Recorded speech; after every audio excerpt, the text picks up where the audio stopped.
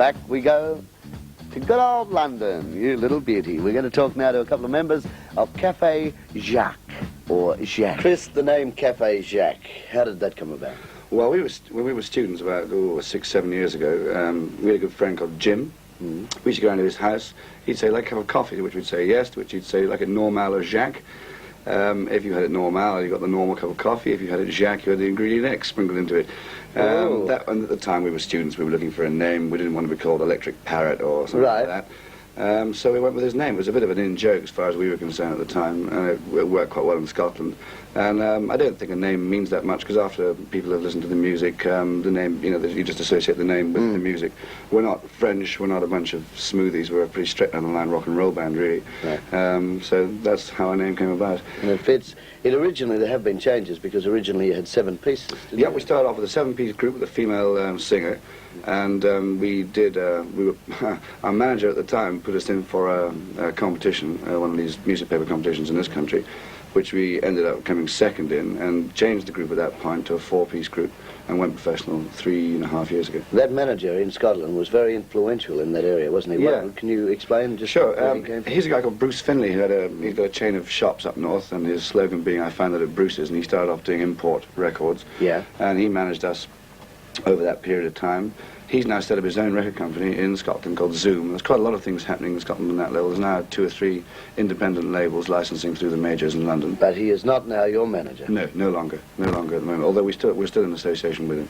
So, have you got a new manager, or is that we're fixing one up, actually. On the 25th of this month, it's all going to be decided one way or the other, but I think we've got a new manager, yeah, in the offing, and we're planning to go to the States this summer, and maybe even get across to Australia, I hope. I hope so too. Have you been to the States before? No, we haven't. We went around Europe last year with the Kinks, and did about 5 British tours last year, plus an album. That was a special guest thing, wasn't it? Yeah, that's right, yeah. How did that come It was about? really good fun. We were offered the chance of doing it. I certainly was writing to the Kinks about 10, 15 years ago. Right. It was very good fun. We went right around Europe. Most enjoyable.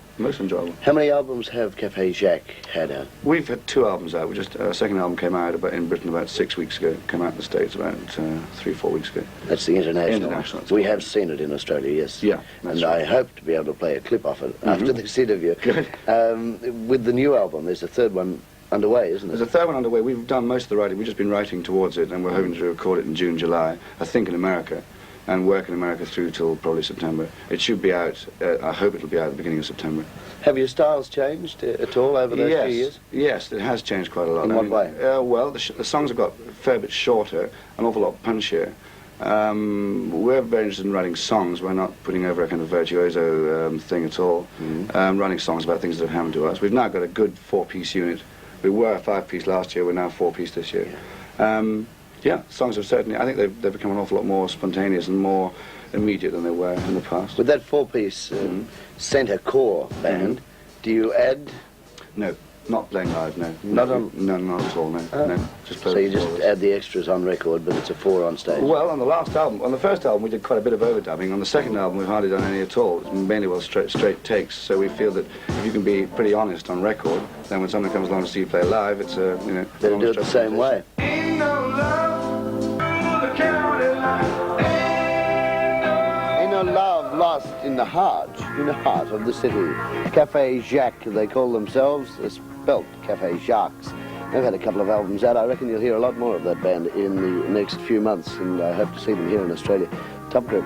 Breakfast in America has been a guerrilla album for, you guessed it, Supertramp.